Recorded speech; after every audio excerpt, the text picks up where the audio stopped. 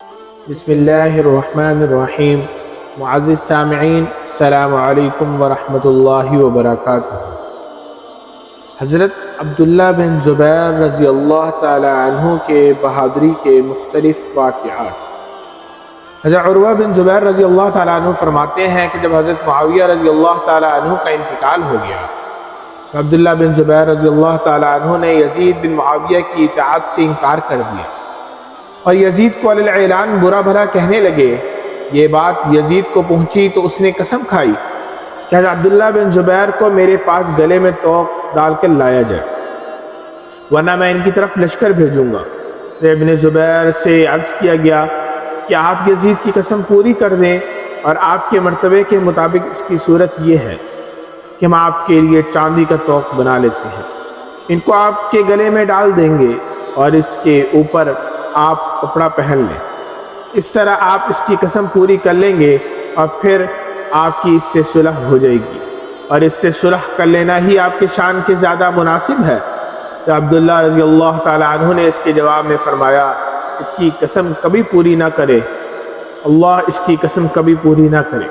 اور یہ شعر پڑھے، جس ناحق بات کا مجھ سے مطالبہ کیا جا رہا ہے، میں اس کے لیے اس وقت تک نرم نہیں ہو سکتا جب تک چبانے والے کی داڑھ کے لیے پتھر نرم نہ ہو جائے، یعنی میرا نرم پڑ جانا محال ہے۔ پھر فرمایا کہ اللہ کی قسم، عزت کے ساتھ تلوار کی مار مجھے ذلت کے ساتھ کوڑے کی مار سے زیادہ پسند ہے۔ پھر انہوں نے مسلمانوں کو اپنی خلافت پر بیعت کرنے کی دعوت دی اور یزید بن معاویہ کی مخالفت کا اظہار کیا۔ اس پر یزید بن معاویہ نے اہل شام کا لشکر دے کر مسلم بن عقبہ مری کو بھیجا اور اس سے اہل مدینہ سے جنگ کرنے کا حکم دیا، اور یہ بھی کہا کہ مسلم جب اہل مدینہ سے جنگ سے فارغ ہو جائے تو مکہ کی طرف روانہ ہو جائے۔ چنانچہ مسلم بن عقبہ لشکر لے کر مدینہ داخل ہوا، اور حضور صلی اللہ علیہ وسلم کے جتنے صحابہ وہاں باقی تھے وہ سب مدینے سے چلے گئے۔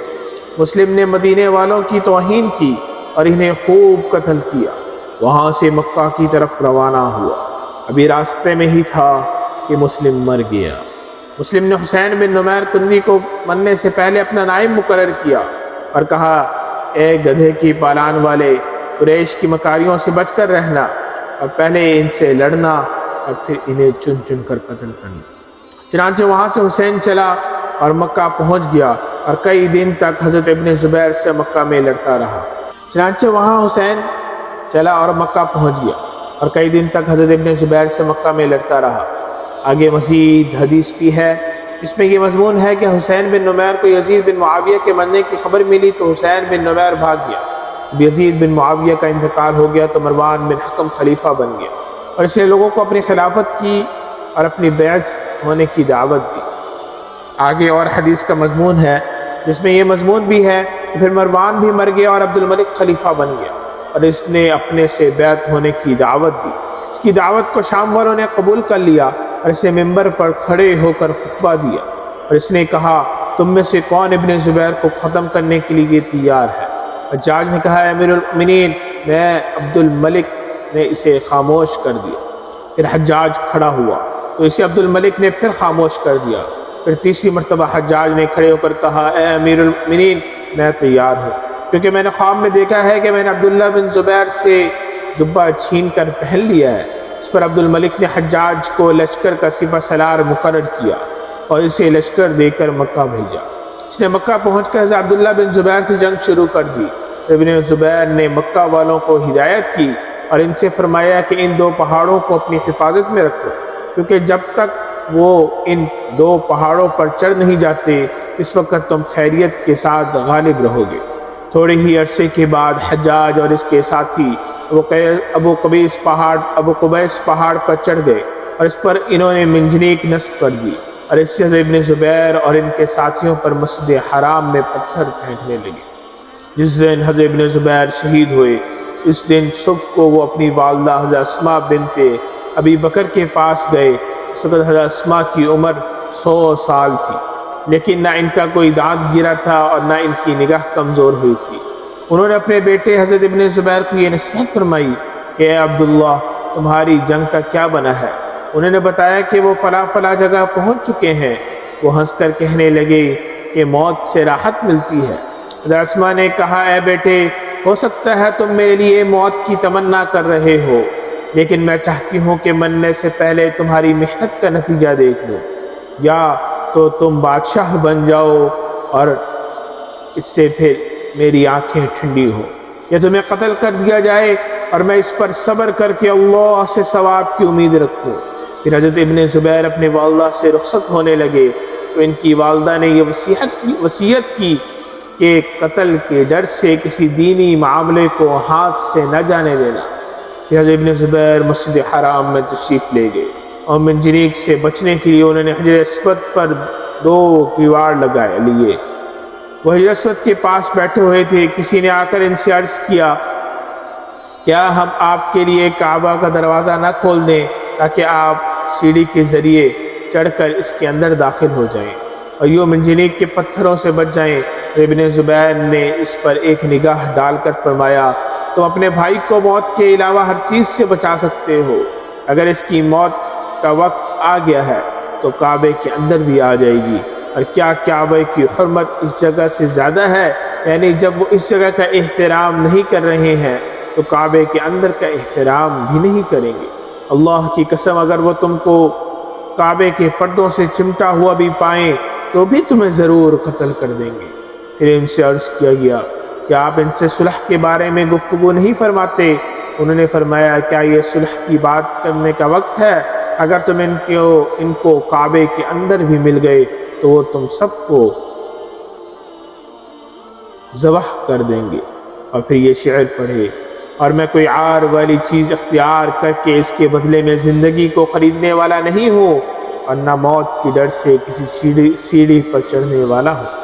مجھے ایسے تیر کا شوق ہے جو اپنی جگہ سے نکل نہ سکے، اور کیا موت سے ملاقات کو چاہنے والا کسی اور طرف ارادہ کر سکتا ہے؟ اور پھر آل زبیر کی طرف متوجہ ہو کر ان کو نصیحت فرمانے لگے اور کہنے لگے ہر آدمی اپنی تلوار کی ایسی حفاظت کرے جیسے اپنے چہرے کی حفاظت کرتا ہے، کہیں وہ ٹوٹ نہ جائے، ورنہ عورت کی طرح ہاتھ سے اپنا بچاؤ کرے گا۔ میں نے ہمیشہ اپنے لشکر کے اگلے حصے میں شامل ہو کر دشمن سے مقابلہ کیا ہے اور مجھے زخم لگنے سے کبھی درد نہیں ہوا، اگر ہوا ہے تو زخم پر دوا لگانے سے ہوا ہے۔ یہ لوگ آپس میں اس طرح باتیں کر رہے تھے کہ اچانک کچھ لوگ باب بنے جمح سے اندر داخل ہوئے جن میں کالے رنگ کا ایک آدمی تھا۔ حضرت ابن زبیر نے پوچھا یہ لوگ کون ہیں؟ کسی نے کہا یہ حمص والے ہیں۔ اس پر حضرت ابن زبیر نے 2 تلواریں لے کر ان پر حملہ کر دیا۔ مقابلے میں سب سے پہلے وہ کالا آدمی آیا، انہوں نے تلوار مار کر اس کی ٹانگ اڑا دی۔ اس نے تکلیف کی شدت کی وجہ سے کہا ہے اے بدکار عورت کے بیٹے، نعوذ باللہ من ذالک۔ ابن زبیر نے فرمایا دفع ہو اے حام کے بیٹے، کالے لوگ حضرت نوح علیہ السلام کے بیٹے حام کی نسل سے شمار ہوتے ہیں، کیا حضرت اسماء بدکار ہو سکتی ہے؟ پھر ان سب کو مسجد سے نکال کر واپس آئے۔ اتنے میں کچھ لوگ باب بنی سہم سے داخل ہوئے، انہوں نے پوچھا یہ لوگ کون ہیں؟ کسی نے کہا یہ اردن والے ہیں۔ یہ شعر پڑھتے ہوئے ان پر حملہ کیا۔ میں نے سیلاب جیسی غارت گری نہیں دیکھی کہ جس کا غبار رات تک صاف نہ ہو، اور ان کو مسجد سے نکال دیا۔ اتنے میں کچھ لوگ باب بنی مخزوم سے داخل ہوئے تو ان پر یہ شعر پڑھتے ہوئے حملہ کیا۔ اگر میرا مقابل ایک ہوتا تو میں اس سے نمٹنے کے لیے کافی تھا۔ مسجد حرام کی چھت پر ان کے مددگار کھڑے تھے، جو داخل ہونے والے ان کے دشمن اوپر سے اینٹیں وغیرہ پھینک رہے تھے۔ جب حضرت ابن زبیر نے ان داخل ہونے والوں پر حملہ کیا تو ان کے سر کے بیچ میں ایک اینٹ آ کر لگی، اس سے ان کا سر پھٹ گیا۔ تو کھڑے ہو کر یہ شعر پڑھا ہمارے زخموں کا خون ہمارے ایڑیوں پر نہیں گرا کرتا ہے بلکہ ہمارے قدموں پر گرا کرتا ہے، یعنی ہم بہادر ہیں، ہمیں جسم کے اگلے حصے پر زخم آتا ہے، پچھلے حصے پر نہیں آتا ہے۔ اس کے بعد وہ گر گئے۔ ان کے 2 غلام ان پر یہ کہتے ہوئے جھکے کہ غلام اپنے آقا کی حفاظت کرتا ہے اور اپنی بھی حفاظت کرتا ہے۔ پھر دشمن کے لوگ چل کر ان کے قریب آ گئے، انہوں نے ان کا سر کاٹ لیا۔ اسحاق بن ابی اسحاق فرماتے ہیں جس دن حضرت ابن زبیر رضی اللہ تعالیٰ عنہ مسجد حرام میں شہید کیے گئے میں وہاں موجود تھا۔ میں نے دیکھا کہ لشکر مسجد حرام کے دروازے سے داخل ہونے لگے جب بھی کسی دروازے سے کچھ لوگ داخل ہوتے تو ان پر حضرت ابن زبیر اکیلے حملہ کر کے ان کو مسجد حرام سے نکال دیتے۔ وہ اسی طرح بہادری سے لڑ رہے تھے، اتنے میں مسجد کی کنکریوں میں سے ایک کنکر ان کے سر پر آ گرا، جس سے نڈھال ہو کر وہ زمین پر گر پڑے اور یہ اشعار پڑھ رہے تھے: اے میری اماں جان، حضرت اسماء، اگر مجھے قتل کر دیا جائے تو آپ مجھے بالکل نہ روئیں، کیونکہ میری خاندانی شرافت اور میرا دین محفوظ اور باقی ہے، اور وہ کاٹنے والی تلوار باقی رہ گئی ہے جس کو پکڑنے سے میرا دایاں ہاتھ کمزور اور نرم ہوتا جا رہا ہے۔ وآخر الدعوانا الحمد للہ رب العالمین۔ السلام علیکم ورحمۃ اللہ وبرکاتہ۔